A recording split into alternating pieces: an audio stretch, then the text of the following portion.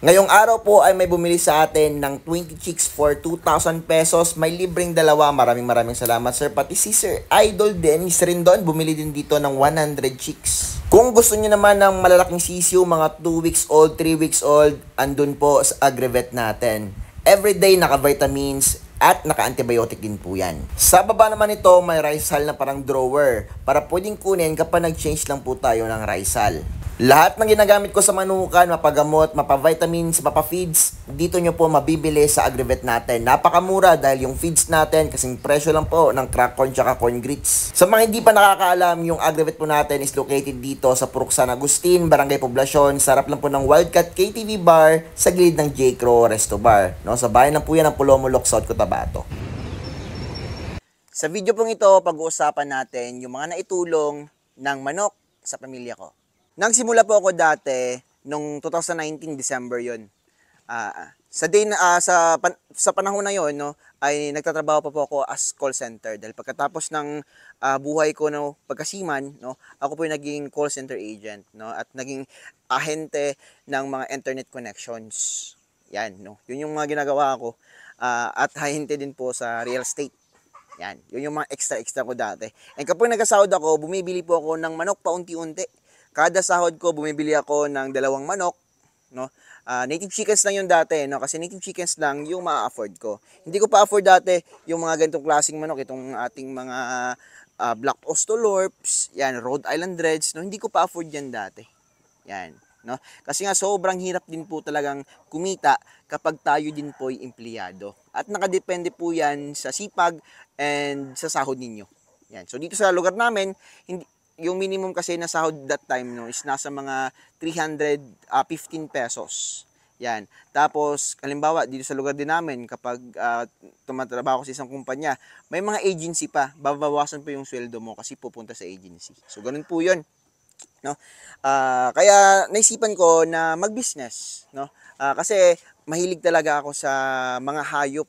Yan, no? Sa hayop talaga ako parang 'yun yung siyempre, yun talaga yung passion ko, no? Kaso nga lang yung mga inalagaan kong manok dati, no, hindi pa po yung mga hype dati na inalagaan ko, no, hindi pa po manok, kundi mga exotic pets.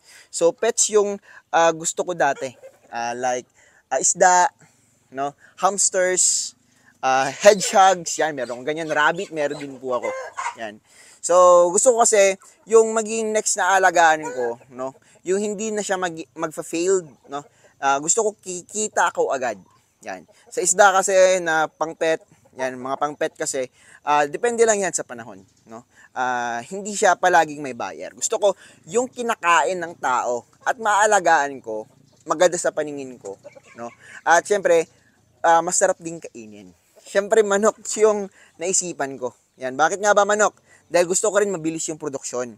Ang manok, mabilis yung produksyon kapag alam mo ang tamang pag-breed. Alam mo yung dapat ipakain and alam mo yung kung paano yung mga techniques sa pag-breed katulad ng paggamit ng incubator, no? Ganun po 'yon. So, kapag meron kang knowledge, tamang knowledge, no, or may experience na sa pag-aalaga ng manok ay talagang malaking tulong 'yon. So, ako hindi ako nag-seminars, no, wala akong mga inatin na seminars, experience lang po, no. So, edad ko dati, no, 22, nung nagsisimula ako sa pag-aalaga ng manok. Ngayon po, no, 26 years old na po ako. Yan, magto-27 na. Kasi nga, 1997 ako pinanganak.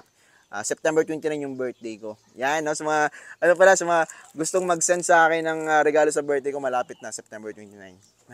No, so, balik tayo sa topic natin. Yan.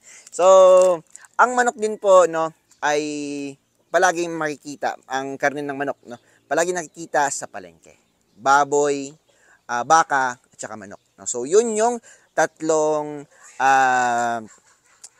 talagang hinahanap ng tao kung bakit andun yun sa palengke. Yan. So, baka, halos lahat ng religion kumakain nun. Ang baboy, may mga kapatid tayo na hindi pwedeng kumain ng baboy. No?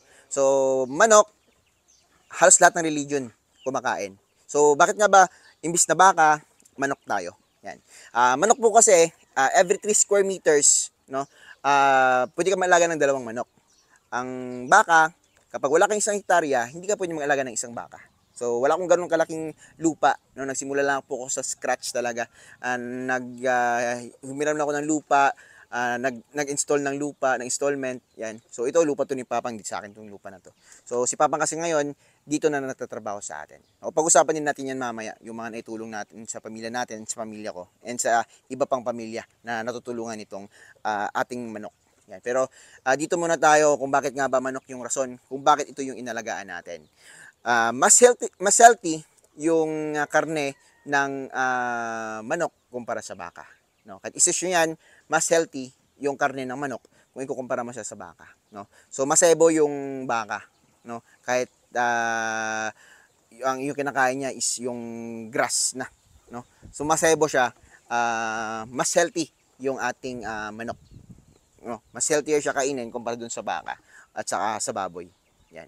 No? So, yun din po yung rason kung bakit ganun. And mas mabilis dumami yung ating manok kumpara dun sa baka.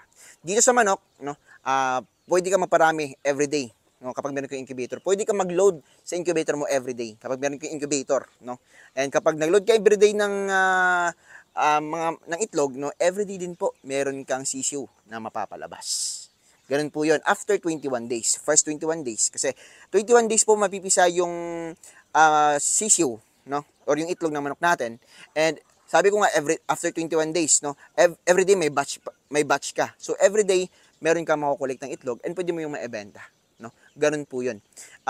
Doon din po sa ating mga sa baboy, no? Ako nag-alaga ng baboy magastos. Kaya pangkonsumo lang yung mga baboy ko. Yan. So sa baboy, 4 months. O hindi ako nagkakamali. Basta 114 to 116 days, you know, or 120 pa minsan bago manganak yung isang baboy. Sa baka naman, 1 taon bago ka makakaroon ng anak ng isang baka, and another 1 year bago mo siya maibenta. No? So ganun po katagal yung ating pagbebenta ng ating baka. Yan. Sa baboy naman, no, after 30 to 35 days bago mo maibenta pagkatapos ipanganak. Itong manok, no, pagkatapos yung mapisa, yan, pwede nyo nang ibenta ng 5 to 7 days. Sa halagang 100 pesos kada isa. No? Mabilis pong dumami itong mga manok natin dahil nga nangingitlog sila halos araw-araw, kada isa. No? Everyday, may nangingitlog by batch. So, everyday, may harvest tayo and never tayo naging zero harvest dito sa isang araw, dito sa pag-aalaga natin ng mga manok. Dahil sa pagmamanok, no, paunti-unti lang naging ganito na yung manukan natin. Hindi ko man masasabi na sobrang ganda ng manukan natin, no, kasi kakonti na lang yung manok natin dahil sobrang dami din pong buyer, no. Marami akong klase ng breeds na andito na sa manukan ngayon dahil nag-umpisa lang ako sa native. Ito yung mga native natin kaso konti lang dahil nga ninakawan tayo ng mga native chickens natin noong nakarang araw nung umuulan, no. So yun po yung problema. Yan. So, may mga iba't ibang klase na tayo, Black Australorps, hybrids, meron tayong mga Rhode Island Reds, no? Meron tayong mga Indio Gigante, meron tayong Siamo Giants, no? Na mamahalin na manok, no? Dati pangarap ko lang syempre, ako ay talagang super na naging happy dito sa pag-aalaga din ng manok. No? So, dream ko lang yan dati, no? So, ito yung ating brooder. So, ito pa yung brooder natin, kakaunti lang yan, no? So, ito, brooder ko rin yan, isa. Pero dyan pa sa labas nilagay. So, ito lang yung brooder ko, no? So, ilang daan na rin yung pwedeng i-cater niyan. So, ito yung ating Siamo yard. Dito ko nilalagay yung mga Siamo Giants natin, no? Ito yung yarda na yon. Yung sisiyo ng isang Siamo Giants, no, ay 2.5. Yung ating, naman, yung ating mga Indio Gigante is 7.5 yung sisiyo kada 1 month old, no?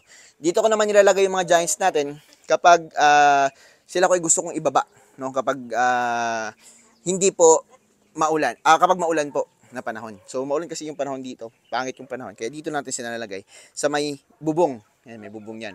Kapag maganda yung panahon, dito yan nilalagay, pinapakain ng damo. Yan, no.